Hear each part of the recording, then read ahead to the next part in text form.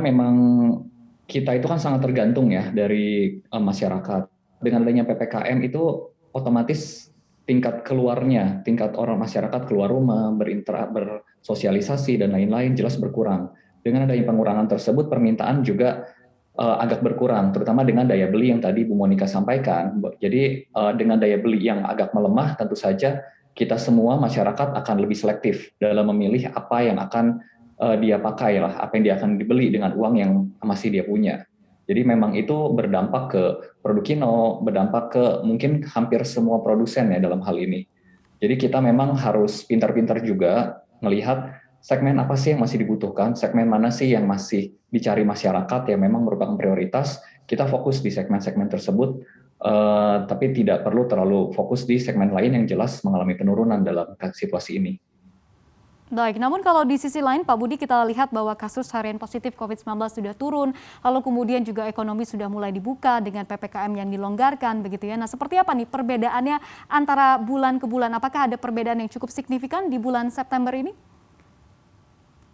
Kalau kita lihat waktu PPKM darurat pertama kali diterapkan ya di bulan Juli kemarin, itu memang dampaknya signifikan. Market itu tuh sangat negatif karena juga kita tahu sendiri pada waktu itu tingkat hunian rumah sakit itu sangat tinggi. Kita sangat sering dengar cerita bahwa orang yang keluar rumah ke rumah sakit karena positif COVID, cari rumah sakit itu sangat sulit. Hari ini itu udah sangat jauh membaik. Tingkat hunian rumah sakit itu relatif rendah. Kalau sampai ada yang positif, yang perlu perawatan, kita tidak kesulitan mencari rumah sakit. Jadi sebenarnya dalam hal itu, apalagi kasus COVID yang mungkin rata-rata di 2000, sekitar 2000 lah ya per hari atau bahkan di bawahnya, sebenarnya itu sudah sangat positif.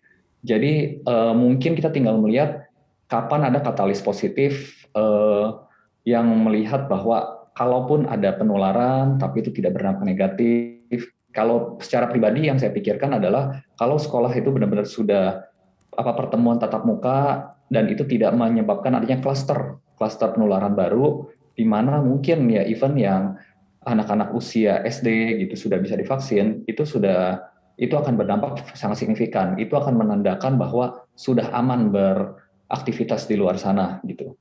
Mungkin disitulah pada saat itu kita bisa melihat dampak pemulihan ekonomi itu akan jauh lebih membaik dibandingkan saat ini. Baik, selanjutnya terkait dengan operasional dari perusahaan, apakah ada gangguan selama PPKM ini diberlangsungkan oleh pemerintah, Pak Budi? Sedikit banyak pasti ada ya, karena di beberapa daerah misalkan aktivitas dari tenaga salesman kita yang berkunjung ke toko, itu kan ada saja toko-toko yang tidak boleh buka. Kemudian ada pemberlakuan jam malam. Jadi segmen-segmen yang tempat tujuan kita melakukan penjualan pun, mereka yang biasanya beroperasi sampai jam 9, mereka sudah harus tutup sekitar jam 7. Meskipun kemudian dilonggarkan ke jam 8, balik ke jam 9, tapi tentu saja ada impact. Makanya kalau kita lihat dari indeks keyakinan konsumen di bulan Juli dan Agustus, itu kan turun sangat signifikan.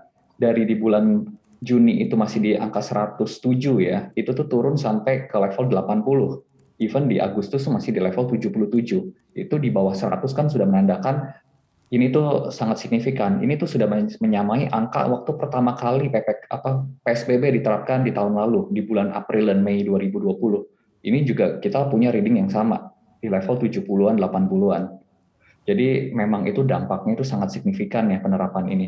Kita mengharapkan dengan makin dibukanya, makin ada masyarakat itu bisa beraktivitas, bisa kegiatan ekonomi bisa lebih berputar, pelan-pelan membaik. Karena bagaimanapun juga masyarakat kita sudah 1,5 tahun ini ya dampak COVID, banyak dari kita yang sudah mungkin dalam hati gitu ya sudah ingin berontak dari keadaan seperti ini.